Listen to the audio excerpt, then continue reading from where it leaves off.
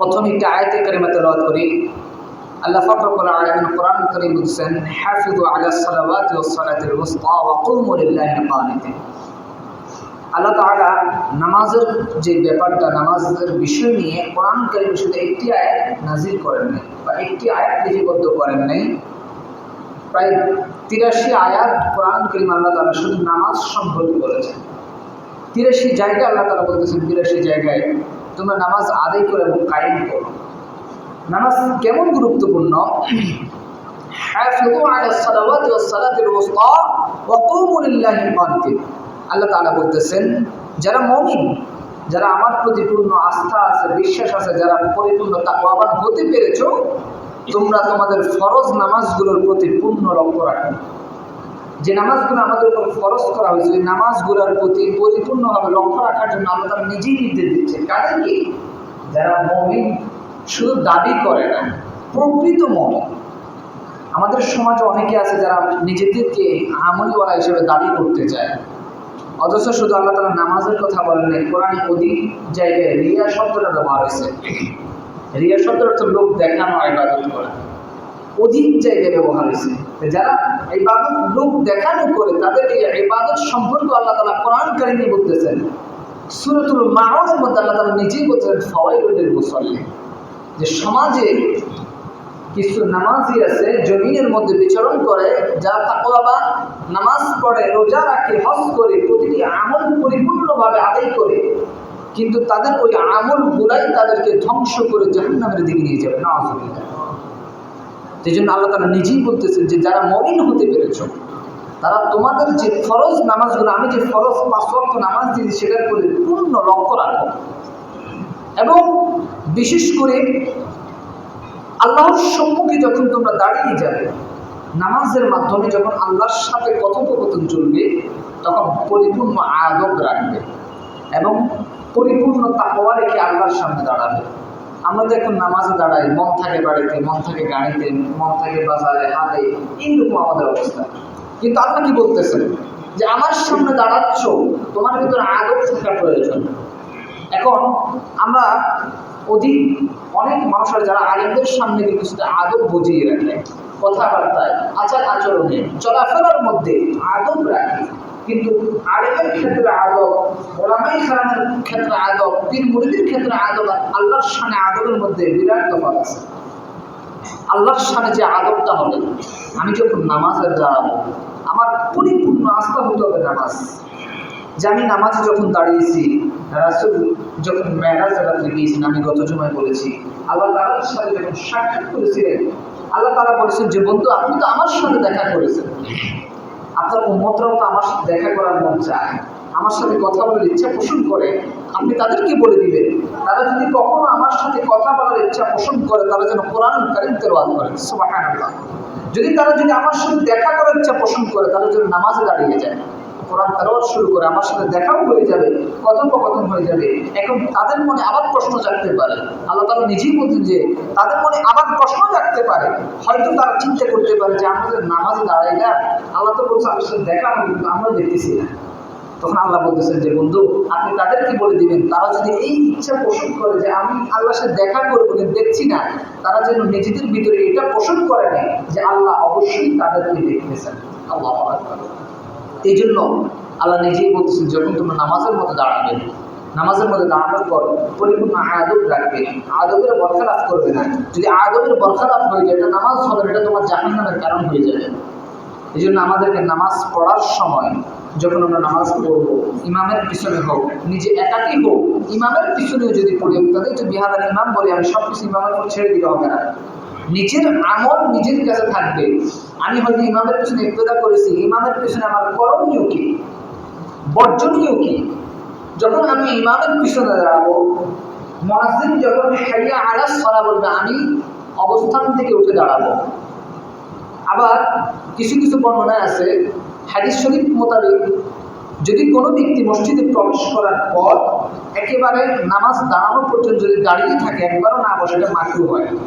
মসজিদে ঢোকার পর প্রথম মসজিদের আদব হচ্ছে আপনি 2 রাকাত মসজিদের হক আদায় করবেন, বা মসজিদের যে হকটা 2 রাকাত নামাজ, এই নামাজটা আদায় করবেন, মসজিদের হক, মসজিদের আদব।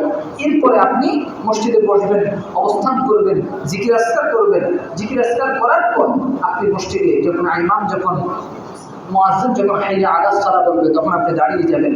এরপর যখন ইমাম যখন তাকবীরুল্লাহ দেবেন, যে তাকবীরটা দেওয়া হয় আল্লাহু আকবার বলে যখন ইমাম নিয়ত করে, আপনি নিয়ত করবেন এর আগে নিয়তের মধ্যখানে আপনার শুধু একটু গ্যাপ হবে, সেটা হচ্ছে তাদের একটু বিহারা ইমাম, আমি আপনার পেছনে ইফতেদা করতেছি। এটা পরে আপনি যখন ইমামের পেছনে দাঁড়িয়ে যাবেন প্রতিটি তাকবীর আপনাকে দিতে হবে। যখন এরপরে যখন সামিআ আল্লাহু লিমান হামিদা বলা হয় তখন আপনি শুধু এই যেই শব্দটাই শব্দের পরিবর্তে আপনি বলবেন রব্বানা লাকাল হামদ, বাড়তি যেটা আছে সেটাও করতে পারেন, আমল হবে। এরপরে আপনি প্রতিটি তাকবীর দিবেন, যখন ইমাম কেরাত করবে আপনি চুপ থাকবেন। আমরা অনেকে হয়তো আছে সূরা ফাতিহা পড়ে ফেলেন, অনেকে এমন, আমি মাঝে মাঝে এখানে এখনো পাই নাই, মাঝে মাঝে বিভিন্ন জায়গায় যখন থাকতাম বিশেষ করে জোহর আসর দেখতাম পিছন থেকে আওয়াজ আসতেছে সূরা ফাতিহা পড়ে। এটা করবেন না। যখন ইমাম কেরাত আস্তে পড়ুক আর জোরে পড়ুক আপনি চুপ থাকবেন। কেরাত শোনা কিন্তু ওয়াজিব। ইমাম যদি জোরে কেরাত পড়ে কেরাতগুলো মনোযোগ দিয়ে শ্রবণ করবেন। কেরাত থেকে আপনি ইমাম কিভাবে কেরাত করতেছে, আমাদের সমাজে অধিক মুরব্বী আছে যারা কোরআন পড়তে জানে না, কোরআন পড়ার মধ্যে আগ্রহ নেই। আপনি ইমামের যে প্রত্যেক দিকে 5 ওয়াক্ত নামাজ পড়েন তার মধ্যে 3 ওয়াক্ত নামাজের কেরাতটা জোরে হয়। ফজর, মাগরিব, ইশা এই 3 ওয়াক্তের কেরাত যদি আপনি শ্রবণ করেন, মনোযোগ দিয়ে শোনেন, আমি গ্যারান্টি দিয়ে বলতে পারি আপনার কোরআন তেলাওয়াত অবশ্যই শুদ্ধ হবে, অবশ্যই শুদ্ধ হবে। আপনি যদি শেখার ক্ষেত্রে, আমলের ক্ষেত্রেও, শেখার ক্ষেত্রেও ইমামের কেরাতটা যদি মনোযোগ দিয়ে শ্রবণ করতে পারেন অবশ্যই আপনার কোরআন তেলাওয়াত শুদ্ধ হবে। ইমাম সূরা ফাতিহা কিভাবে করতেছে, কোন শব্দটা কিন্তু উচ্চারণ করতেছে, একদিন হবে না, 2 দিন হবে না, 1 সপ্তাহ বলেন, 1 মাস একটা মনোযোগ দিয়ে অবশ্যই হবে। এরপরে আপনি যে রুকুর যে দোয়াটা, সিজদার যে দোয়াটা এগুলো করবেন এবং দুরূদ শরীফ, তাশাহুদ, দোয়ায়ে মাসুর এগুলো করবেন। এই জন্য এই যে আমলগুলো এগুলো জারি রাখবেন। ইমামের পিছনে আমি আবারও বলি নামাজের মধ্যে আদব রাখবেন, নামাজে দাঁড়িয়েছে অন্য সকল চিন্তা বাদ দিবেন। শয়তানের কাজ হচ্ছে সে আপনাকে অন্যদিকে চিন্তায় দিতে পারে। আপনি বাজার দোকান আছে বা ব্যবসা বাণিজ্য আছে, শয়তান মনে করে দিবে হ্যাঁ দোকানে তাই দিয়ে আসছো, সে কি আসে না গেছে, দোকানের সামান কি আসে না গেছে, কোনো টাকা পকেটে ঢুকাচ্ছে কিনা। এগুলো শয়তানের কাজই হচ্ছে আপনাকে ধোঁকা দেওয়া। শয়তানের কাজ হচ্ছে আপনাকে ধোঁকা দেওয়া। শয়তান যখন আল্লাহ তাআলা তাকে যখন বিতাড়িত করেছে তখন শয়তান আল্লাহ তাআলার কাছে 3টি জিনিস চেয়েছে যা আমরা সবাই জানি। তার মধ্যে একটি জিনিস হচ্ছে সে শয়তান আল্লাহকে বলতেছে, ইয়া রাব্বাল আলামিন, আমি মানুষকে আপনার পথ থেকে এমনভাবে দূরে সরাবো, আমি মানুষকে ডান থেকে, বাম দিক থেকে, সামনে থেকে, পিছন দিক থেকে, নিচ থেকে, চতুর্দিক বেষ্টন করে আমি গুনাহের মধ্যে আবৃত করব। তখন আল্লাহ বলতেছেন যে তোমার শেষ, বলে শেষ, বা চতুর্দিক যাওয়া শেষ, বলে শেষ। তখন আল্লাহ তাআলা বলছেন যখন তুমি আমার বান্দাকে চতুর্দিক থেকে বেষ্টন করে গুনাহের মধ্যে আকৃষ্ট করবে, সে গুনাহের মধ্যে হাবুডুবু খাবে, যদি সে ওই বান্দা একবার অনুতপ্ত হয়ে আমি রবের কাছে একবার মাপ চায়, আমি আল্লাহ উপর থেকে রহমত নাজিল করে তাকে পরিপূর্ণ ক্ষমা করে দেব। তা আমাদের এখন চাই না। আমাদের মধ্যে চাওয়ার মধ্যে বড় একটা ব্যবধান আছে। আমরা আল্লাহর কাছে চাইতে লজ্জা বোধ করি। আমরা মনে করি আল্লাহর কাছে টাকা চাওয়া যায়, আমরা মনে করি আল্লাহর কাছে ধন সম্পদ চাওয়া যায়। আমাদের মাঝে চিন্তা আছে যে আমার এখন পাঞ্জাবি নেই বা খাওয়ার মতো চাল নেই, এটাকে আল্লাহর কাছে চাওয়া যায়। আল্লাহর কাছে এগুলো চাওয়ার বিষয় নেই। তো চাইবেন কার কাছে? আপনার সমস্যা কি?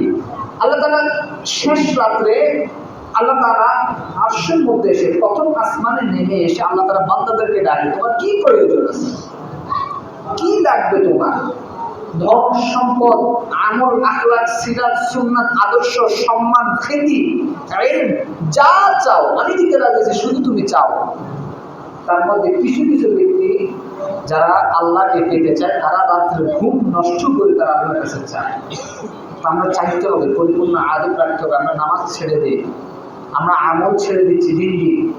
আপনি চিন্তা করে আপনার এখন তো ছোট বাচ্চারাও আমরা দেখি মারা যায়, ছোট ছোট বাচ্চারাও মারা যায়, 10 বছর 15 বছরের ছেলেরাও মারা যায়।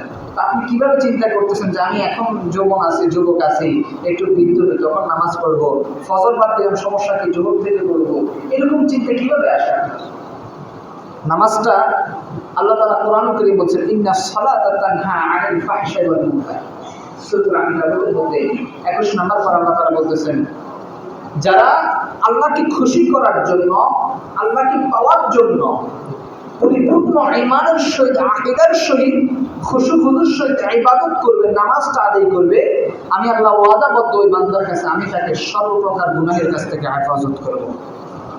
এখন প্রশ্ন হলো, আমরা নামাজ পড়ি কিন্তু জেনা থেকে বাঁচতে পারি না, আমরা নামাজ পড়ি সুদ থেকে বাঁচতে পারি না, আমরা নামাজ পড়ি ভাইয়ের সম্পত্তি মারা থেকে বাঁচতে পারি না, আমরা নামাজ পড়ি কিন্তু বোনের হক যে আদায় করি না সে থেকে আমরা বাঁচতে পারি না। আমি নামাজ পড়ি একদম হাজি গাজি, কিন্তু ওই খেতে যখন যাই আরেকজন আয় করে, এভাবে আছে। এখন প্রশ্ন হলো, আমি নামাজ পড়ার পরেও কেন আমি গুনাহ থেকে বাঁচতে পারি না?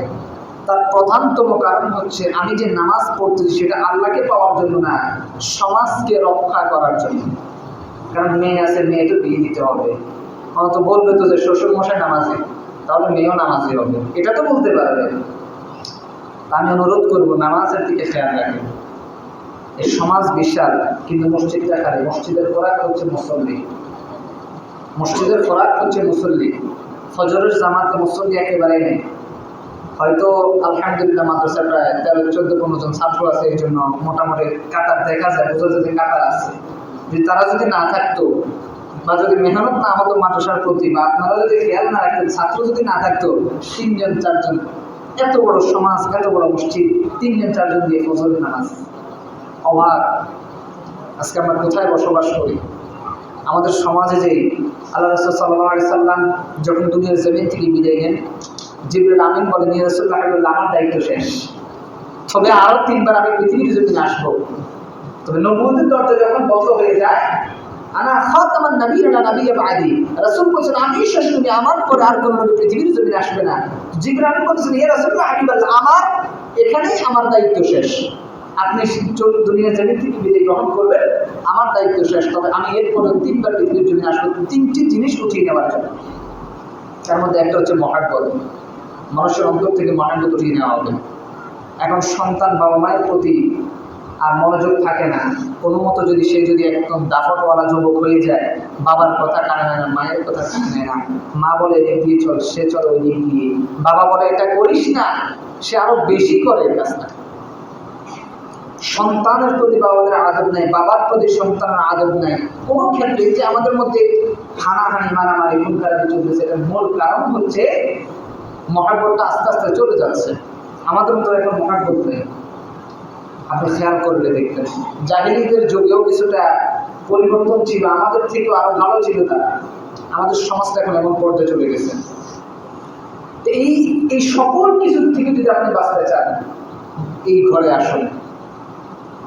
সকল কিছু থেকে যদি বাঁচতে চান, এই ঘরটা হচ্ছে সর্বোত্তম ঘর, মসজিদ। মসজিদে যে শান্তি আছে, ওই শান্তি যদি আপনি উপলব্ধি করতে পারেন, অবশ্যই আপনি কামিয়াবি হবেন। আমি বলবো আল্লাহর কাছে চান। আপনার সম্মান দরকার, আপনি আল্লাহর কাছে চান।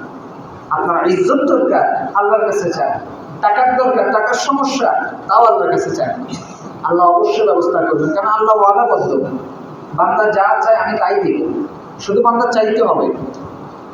তারপর মাঝে মাঝে আমরা চিন্তা করি, আমি মোনাজাতে চাইলে আমি 10 তলা বিল্ডিং, এখন আল্লাহ দেয় না কেন? অনেকে চিন্তা করতে পারে আমি সবে বরাতের রাত্রে, সবে কদরের রাত্রে, এত বড় উত্তম রাত ঘুরায় আল্লাহর কাছে চাইলাম আল্লাহ যেন আমাকে একটা 10 তলা বিল্ডিং দান করে, এখন পাইলাম না কেন? সকল চাওয়া তো আর পূরণ হয় না। আর যদি আপনার জন্য ওইটা বরাদ্দ থাকে, আবার আরেকটা জিনিস হচ্ছে, আমরা মনে করি রিজিক শেষ চলে যেতে হবে, বা বিশেষ করে মসজিদের ইমামদের ক্ষেত্রে বলা হয় আর কি, যে রিজিক শেষ হুজুর চলে যাবে, এখানে তার থাকার কিছু না। কিন্তু আল্লাহ বলতেছেন আমার কাছে চাইলে আমি রিজিক বৃদ্ধি করে দিই, তো শেষ হলো কিভাবে? আল্লাহ তাআলা আপনার রিজিক, আমার রিজিক বরাদ্দ করেছেন আরো অনেক আগে, আমার জন্মেরও বহু আগে। আল্লাহ তাআলা সকলের রিজিক বরাদ্দ রেখেছেন, তার রিজিক এতদিন, সে এতদিন পৃথিবীর জমিনে থাকবে, সে ওই দিন এটা গ্রহণ করবে, সে এতদিন এখানে খেদমত করবে, চাকরি করবে, সে এই ব্যবসা বাণিজ্য করবে, এটা আল্লাহ তাআলা বরাদ্দ করেছেন। কিন্তু আল্লাহ বলতেছেন যদি সে যদি আরো বৃদ্ধি করতে চায়, মনে করেন একজন হুজুর এখানে 1 বছর আছে, সে যদি চিন্তা করে, হুজুর চিন্তা করে যে আমি এখানে একেবারে মৃত্যু পর্যন্ত থাকবো, তাহলে ওই হুজুরের করণীয় আমি আল্লাহর কাছে চাইতে হবে। আমি আল্লাহর কাছে কি চাইবো? যে আল্লাহ তাআলা আপনি আমার রিজিক বৃদ্ধি করুন এখন, এবং এই সমাজকে যাতে আমি পরিবর্তন করতে পারি সেই তৌফিক আমাকে দান করুন। তাহলে আল্লাহ তাআলা অবশ্যই রিজিক বৃদ্ধি করবেন। শুধু আমার ক্ষেত্রে না, আপনাদের ক্ষেত্রেও। আপনি যদি চিন্তা করেন যে আমার এখন ঘরে রিজিক নেই, ঘরে অশান্তি, ছেলে মেয়ে কথা শোনে না, ছেলে মেয়ে নামাজ পড়ে না, ঘরের মধ্যে রিজিকের মধ্যে ঘাটতি চলে আসছে, কোনো রকম এক বেলা খাই 2 বেলা নাই, হয় অনেক সংসারে আছে, এর মূল সমস্যা হচ্ছে বেনামাজি হয়ে গেছে। এর মূল সমস্যা হচ্ছে ঘরের মধ্যে মহিলার সর্দার তৈরি হয়েছে। মহিলার সর্দার তো সবাই বোঝেন, মানে পুরুষের কথা কোনো ভ্যালু নাই, মহিলা যা বলে তাই না। ঘরের মধ্যে যে অশান্তিগুলো থাকে এর মূল প্রধানতম কারণ হচ্ছে মহিলা সর্দার, এবং দ্বিতীয় কারণ হচ্ছে নামাজ, বেনামাজি, কোরআন তেলাওয়াত হয় না ওই ঘরের মধ্যে। এই 3টি কারণে বেশিরভাগ আমাদের সংসারগুলায় অশান্তি বেড়ে যাচ্ছে। আমাদের সময় তো এখন ইউটিউব অনেক মুরব্বীরা বলে, আমি গতকালকে একটি ভিডিও দেখলাম, একজন আলেম বলতেছে বিছানায় খেয়ে, বিছানায় বসে খাইতে নাকি ঘরের মধ্যে একেবারে অনর্থ সৃষ্টি হয়ে যায়। এরা এই হাদিসগুলো করতে গেলে আমি এখনো খুঁজে পাই না, যদিও আমার আইন কম, স্বল্প আইন আমি যতটুকু পাচ্ছি আমি খুঁজে পাচ্ছি না। ঘরের মধ্যে একটুকু খেয়াল রাখবে, আপনার ঘরের মধ্যে যে অশান্তি হচ্ছে প্রধানতম কারণ হচ্ছে বেনামাজি, প্রধানতম কারণ হচ্ছে কোরআন পড়া হয় না, কোরআন তেলাওয়াত হয় না, এরপরে কারণ হচ্ছে আপনার ঘরের মধ্যে মহিলা সন্তান। আর রাসূল সাল্লাল্লাহু আলাইহি ওয়াসাল্লাম বলেন, লা তাজআলু বুয়ুতাকুম কুবুরা, তোমরা তোমাদের যে ঘরগুলো আছে ওই ঘরগুলোকে কবরে পরিণত করিও না। লা তাজআলু বুয়ুতাকুম কুবুরা। এখন প্রশ্ন আছে, আমাদের ঘর কবর কখন পরিণত হয়ে যাবে? যখন ঘরের মধ্যে নামাজ হবে না, যখন ঘরের মধ্যে কোরআন তেলাওয়াত হবে না, যখন ঘরের মধ্যে গান বাজনা চলতেই থাকবে, তখন ওই ঘর কবরে পরিণত হয়ে যাবে, কবরে পরিণত হয়ে যাবে। এবং রাসূল বলেছেন, যদি তোমার ঘরে কোনো পুরুষ থাকে মাঝে মাঝে বাড়িতে আযান দিবে, মাঝে মাঝে বাড়িতে আযান দিবে। আমরা তো এখন কোনোটার মধ্যে নেই, আমরা শুধু অপেক্ষা করি যে ইমাম সাহেব কখন, মুয়াজ্জিন সাহেব কখন আযান দিবে, তখন মসজিদে যান না। জুমা ছাড়া তো আমাদের অনেক মুসল্লি, তাদেরকে দেখাও যায় না। আমি এতটুকুই বলবো, নামাজের প্রতি আদব রাখুন, কোরআনের প্রতি আদব রাখুন। যদি আল্লাহকে পেতে চান, আল্লাহকে পাওয়া বড় সহজ। আমরা যদিও মনে করি কঠিন, কিন্তু আল্লাহকে পাওয়া বড় সহজ যদি মহাব্বত রাখতে পারেন। এবার মহাব্বত কেমন জিনিস, আমি যদি একটি ঘটনা বলতে চাই।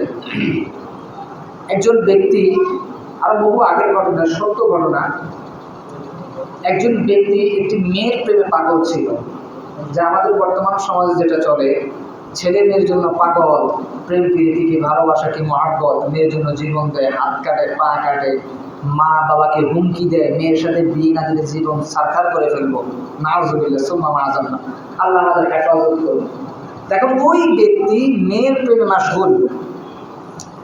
তখন একদিন মেয়ের সাথে দেখা করবেন, দেখা করার জন্য উনি যাচ্ছে, তো মরুভূমি, তো একজন আল্লাহওয়ালা ব্যক্তি সফল বের হয়েছিল, দেখেন নামাজের স্থান নাই, তো উনি এই মরুভূমির মধ্যে জানামাজ বিছিয়ে নামাজে দাঁড়িয়ে গেলেন।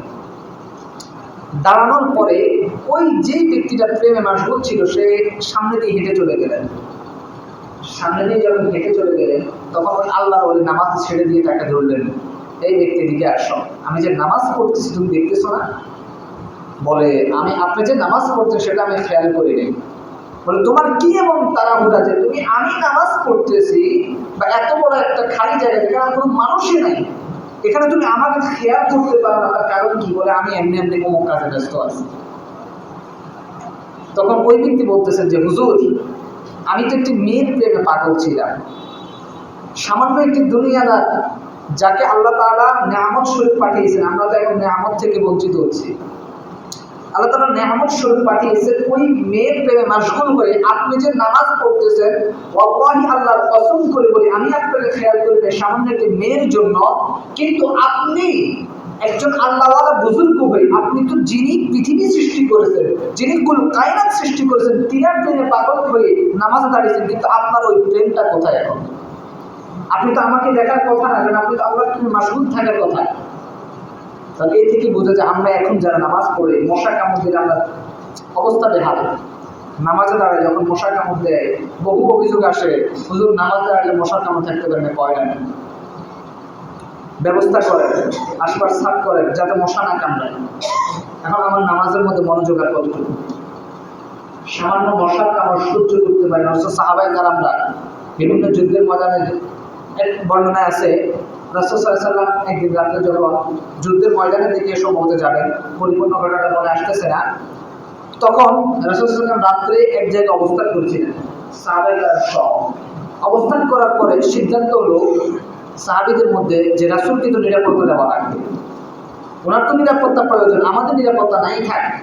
এখন সাহাবায়ে কেরাম সিদ্ধান্ত গ্রহণ করলেন যে একজন যে আমি 1 ঘন্টা পাহারা দিব, এরপরে ঘন্টা তুমি, এরপরে ঘন্টা তুমি, এভাবে পাহারার সিস্টেম করলেন। রাসূল সাল্লাল্লাহু আলাইহি ওয়াসাল্লাম ভিতরে বিশ্রাম গ্রহণ করবেন, আমরা সারা রাত্রি ভর জাগরণ করে একজন করে রাসূলকে পাহারা দেব, যাতে কোনো শত্রু রাসূলের উপর আক্রমণ করতে না পারে। যে কথা সেই কাজ।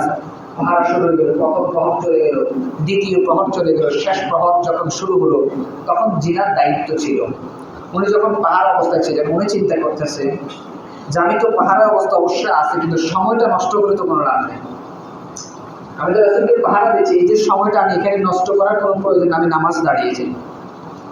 উনি চিন্তা করলেন ঠিক আছে, উনি এই চিন্তা নিয়ে উনি নফল ইবাদতে তাহাজ্জুদের মধ্যে দাঁড়িয়ে গেলেন। যখন নিয়ত বাঁধলেন, নিয়ত বাঁধার পরে আমরা তো যদিও কেউ ভোরের মধ্যে কেউ তাহাজ্জুদ পড়ে, সে চিন্তা করে যে একদম ছোট সূরা কোনটা, সূরা কাউসার, অনুমত সূরা কাউসার পড়ার জন্য সূরা কাউসার 2 বার পড়ব, শেষ খালাস নামাজ, এমন একটা অবস্থা। কিন্তু ওই ব্যক্তি যখন সাহাবায়ে কেরাম যখন তাহাজ্জুদে দাঁড়িয়েছেন, দাঁড়ানোর পরে চতুর্দিক থেকে তো কাফের বেঈমান নাস্তিকরা হুজুরকে পড়া রাখছেন যে হুজুর কোথায় আছেন, তাকে তো শেষ করতে হবে, নাউযুবিল্লাহ। তখন যখন দেখলেন যে হুজুর এখানে বিশ্রাম নিয়েছেন, তখন ওনারা সরাসরি আঘাত না করে ওনারা চিন্তা করলেন যে বাহির থেকে কি চোর। তখন দেখলেন একজন ব্যক্তি ফলো করলেন যে একটা গাছ দেখা যাচ্ছে, এটা যে মানুষ ইবাদতে দাঁড়িয়েছে সেটা বুঝতেছে না। কারণ একটা মানুষ যদি লড়ে, আমি যদি লড়ি তাহলে না বোঝার মানুষ, যদি লড়াচড়া না হয় তাহলে আমি দূর থেকে রাখলে দেখতে তো মনে হবে গাছ বা অন্য কিছু। তো অনেকক্ষণ চিন্তা করছে কিন্তু লড়ে না, তীর প্রচুর তীর মারলো। তীর মারতে মারতে বর্ণনা হয়েছে রাসূল সাল্লাল্লাহু আলাইহি ওয়াসাল্লামের সাহাবায়ে কেরাম বর্ণনা করেন যে ওনার রক্তে পুরো জমিন ভেসে গেছে, পুরো শরীরের মধ্যে তীর, কিন্তু ওনার একটু নড়াচড়া নাই। উনি নামাজে মশগুল আছেন, নামাজ পড়তেছেন, আর তারা তীর মারতেছে। তারা অনেকক্ষণ তীর মারার পরে চিন্তা করলেন কি রে, লড়ে না, তারা অবশ্যই গাছ হবে, কারণ এত তীর মারলে কি মানুষ কি দাঁড়িয়ে থাকা সম্ভব? সম্ভব না তো। এরপরে চিন্তা করলেন, একটু পরে যখন উনি রূপ দেখলেন তারা তো হতভম্ব, তখন এত ভয় পেলেন যে ভয়ে পালালেন। আরেকটা সংক্ষিপ্তভাবে বর্ণনা করবো, আপনারা হয়তো শুনেছেন হযরত আলী রাদিয়াল্লাহু তাআলা তিনার পায়ে একবার যুদ্ধের ময়দানে তীর ঢুকেছে। তীর ঢোকার পরে ওই তীরটা খোলা যাচ্ছে না। তীর তো কেমন আপনারা জানেন, তীর খোলা তো বুলেট খোলা তো খোলা সম্ভব, কিন্তু তীর তো খোলা এত সম্ভব না। এখন বর্তমানে যে আধুনিক যুগ, ওই সময় তার ছিল না। ওই সময় যাকে নেহেসে বের করতে হবে। যখন পায়ের মধ্যে তীর ঢুকলো, কেউ বের করতে পারে না। যখন হাত দেয় তীরের মধ্যে, তখন আগে চিৎকার দিয়ে ওঠে, এত যন্ত্রণা। তখন রাসূলের কাছে সাহাবায়ে কেরাম সমাধানের জন্য গেলেন, ইয়া রাসূলুল্লাহ হাবিবাল্লাহ, এটার সমাধান কি? তখন রাসূল বলছেন, তোমরা এখন ধরার প্রয়োজন নেই, যখন আলী নামাজ দাঁড়িয়ে যাবে তখন ধরবে। যে কথা সেই কাজ। হযরত আলী রাদিয়াল্লাহু তাআলা যখন নামাজে দাঁড়িয়ে গেলেন, তখন সাহাবায়ে কেরাম গিয়ে তীরটা টেনে হিচড়ে বের করে ফেলেন। আলী একটু উচ্চারণ, একটু শব্দ নাই, আওয়াজ নাই। আলী রাদিয়াল্লাহু আনহু বলতেও পারেন না, রক্ত বের হয়ে মসজিদ ভিজে যাচ্ছে। নামাজ শেষে আলী জিজ্ঞেস করলেন, রক্তগুলো কার? এমন ভাবে তারা নামাজের মধ্যে মশগুল ছিলেন। আর আমরা, আমি বলেন আপনি বলেন, আমার কথাই বলেন, আমাদের নামাজের মধ্যে খুশু কেমন, আদব কেমন? আমি এতটুকু বলবো, নামাজের প্রতি গাফিলতি দেখাবেন না। নামাজ আপনি চিন্তা করতেছেন যে আছে, কালকে থেকে পড়বো, কালটা আর ফিরে আসে না। আমরা যতই চিন্তা করি যে আমি নামাজ পড়বো, কতদিন পড়বেন? আসুন মসজিদমুখী হন। যখন আজান হয়, নামাজ হয়, দোকানপাটে অনেক মানুষ বের করেন, আপনারা অনেক মানুষ থাকেন, দোকানে বসে থাকেন, চা খান বা কথাবার্তা বলেন, গল্প গুজব করেন, হঠাৎ যখন মারা যাবেন, রাসূল বলতেছেন একজন মুমিন আর কাফেরের মধ্যে মূল পার্থক্য হচ্ছে নামাজ। এখন হ্যাঁ, আবার আমি আপনাকে কাফের বলছি তা না, আমি আপনাকে কাফের বলছি তা না। রাসূল বলেছেন তফাৎ, অর্থাৎ তোমরা কিভাবে বুঝবে সে মুমিন না মুসলমান। আমরা যখন সবাই মুসলমান দাবি করি যে আমি মুসলমান, আমি মুমিন, আমি হজ করে এসেছি মানে হাজির হয়ে গেছি, আমি মাদ্রাসায় পড়েছি, দাঁড়িয়ে টুকু রেখেছি মানে আমি হুজুর হয়ে গেছি, বড় এক গাফল, অহংকার, দাম্ভিকতা আমাদের মধ্যে ছেয়ে গেছে। আমি অনুরোধ করবো মসজিদমুখী হন, আল্লাহমুখী হন। কারণ আল্লাহকে যদি না পান, জান্নাত জাহান্নাম আমাদের জন্য কেন সৃষ্টি করা হবে?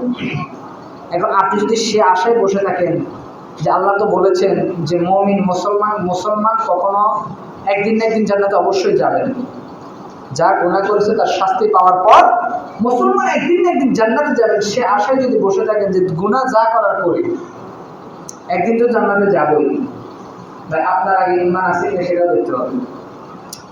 মুসলমান জন্মগতভাবেই না মুসলমান, আপনার বাবা ছিল মুসলমান, মা ছিল মুসলমান, সে ঘরে জন্মগ্রহণ করেছেন, সেই সূত্র মোতাবিক আপনি মুসলমান। এখন আপনার যে ঈমানটা সেটা আছে কিনা সেটা উপলব্ধি করুন না, উপলব্ধি করুন। ঈমানের স্তর আছে, ঈমানদার কিনা তাও বোঝার একটা স্তর আছে, আমি সামনে আলোচনা করবো ইনশাআল্লাহ, যদি সময় সংক্ষিপ্ত। ঈমান, আপনি ঈমানদার আছেন কিনা সেটা আমি চিন্তা করুন, তারপরে চিন্তা করবেন যে মুসলমান একদিন হলেও জান্নাতে যাবে। আমি অনুরোধ করবো আবারও মসজিদমুখী হন, ইবাদতমুখী হন, নিজে কোরআন শিখুন, সন্তানদেরকে কোরআন শেখান, নিজেও কোরআন শিখুন, সন্তানদেরকে কোরআন শেখান। ইনশাআল্লাহ অতি শীঘ্র আমি চেষ্টা করব মুরব্বীদেরকে কোরআন শেখানোর জন্য একটি সময় বের করার জন্য, যদি আপনারা আগ্রহ পোষণ করেন। কারণ কোরআনটা আমাদের জন্য শিখা ফরজ। ওয়ালাদুল ইলমি ফরিদাতুন আলা কুল্লি মুসলিম ওয়া মুসলিমা, প্রতিটি নরনারীর জন্য দ্বীনের ইলম, কোরআন এবং হাদিসের ইলম শিক্ষা করা ফরজ। ওয়াওয়াদিউল ইলমি ইনদা গায়রি আহলি কামুকাল্লিদিল খানাজির লুল ওয়া তাহাম, কিন্তু ওই সমস্ত ব্যক্তি ছাড়া যারা অকৃতজ্ঞ বান্দা, অকৃতজ্ঞদেরকে কোরআন হাদিসের ইলম শিক্ষা দেওয়া মানে কুকুরের গলায় আর মুক্তার মালা কিংবা স্বর্ণের হার পরানোর সমান। অর্থাৎ যেটা তার গলায় শোভনীয় নয়, স্বর্ণের হার শোভা পায় মহিলার গলায়, কুকুরের গলায় যদি আপনি একেবারে 10 বড়িও পরান শোভা পাবে না, সুন্দর মানাবে না। তদ্রুপ যারা আল্লাহ বলতেছেন, রাসূল বলছেন, যারা অকৃতজ্ঞ তাদেরকে ইলম শিক্ষা দেওয়া মানে তাদের কাছে শোভা না, এটা তাদের জন্য সৌন্দর্য না, তাদেরকে ইলম শিক্ষা দেওয়া দরকারই নাই। যারা অকৃতজ্ঞ মানে শুকরিয়া আদায় করে না। আমি আলিফ শিখেছি, আলিফের জন্য আল্লাহ তাআলা শুকরিয়া আদায় করতে হবে যে আল্লাহ আমি আলিফটা শিখতে পেরেছি, আমি আলহামদুলিল্লাহ রাব্বিল আলামিন শিখতে পেরেছি। আমি নামাজ কিভাবে পড়ে, এখানে অনেকে নামাজ পড়ে নামাজের নিয়ম জানে না। আমি নামাজ পড়তেছি, নামাজ কিভাবে পড়ে নামাজের নিয়ম জানে না, নামাজের নিয়মই জানে না। তো আপনি নামাজ পড়তেছেন, কোন ফায়দা হচ্ছে? ওই তো আল্লাহ তাআলা বলছেন ফাওয়াইলুল মুসাল্লিন, যে নামাজি ব্যক্তিদেরকে নামাজই ধ্বংস করে জাহান্নামে নিয়ে যাবে, তা আপনি তো সেই কাতারের মধ্যে যাচ্ছেন। আমি অনুরোধ করবো আবারও মসজিদমুখী হন, নামাজমুখী হন। আমিও থাকবো, আপনিও থাকবেন না, আপনিও পৃথিবীর জমিনে চিরদিন থাকবেন না। যেখানে রাসূল চিরদিন থাকেন নাই, আপনি আমি কিভাবে চিন্তা করতে পারি আমি থাকতে পারবো? যেখানে রাসূল একটা সময় পৃথিবী থেকে বিদায় নিয়েছেন না, নিয়েছেন তো আমি কিভাবে চিন্তা করি যে আমি থাকবো, আমি ইবাদত করছি না, আমি গান বাজনা নিয়ে মেতে আছি। বেশিরভাগ যুবকরা গান নিয়ে হই হুল্লোড়, 16 ডিসেম্বর আসলে গান বাজায়, স্পিকার বাজায়, মানুষের রাতের ঘুমকে হারাম করে, নষ্ট করে। ঘুমটাও কিন্তু মুমিনের জন্য ইবাদত, রাসূল বলতেছে। বিয়ে শাদী আসলে যুবকরা গান বাজায়, স্পিকার বাজায়, ওই বাড়ির হাজির সাহেবের বাধা দেয় না। যত ফতোয়া আসে ইমাম সাহেবের বেলায়, মুয়াজ্জিনের বেলায়, আলেমদের বেলায়, হাজির সাহেবে তখন আর যখন বিয়ের মধ্যে নাচানাচি হয়, নর্তকীরা নাচে, তখন তার বাধা আসে।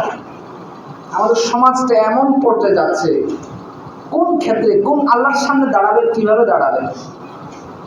আল্লাহর সামনে যখন দাঁড়াবেন, দাঁড়ানোর মতো কোনো প্রসেস আমাদের মধ্যে নাই। তো অনুরোধ করে মসজিদমুখী হন, আল্লাহমুখী হন, ইবাদতমুখী হন। আমার কথায় যদি ভুল প্রান্তে হতেই পারে, যদি কোনো কথায় যদি কেউ মনে কষ্ট পেয়ে থাকেন, আল্লাহর ওয়াস্তে প্রত্যেক ক্ষমা করবেন। হয়তো আজকে আসি, কালকে দেখা না হতে পারে। আল্লাহ আমাদের প্রত্যেকে কবুল মঞ্জুর করুক। ওয়াখির দাওয়ানা আলহামদুলিল্লাহি আলামিন। আসসালামু আলাইকুম। প্রত্যেকে বসুন, দুটি কথা আছে। এরপরের বিষয় হচ্ছে ঈদে মিলাদুন নবী।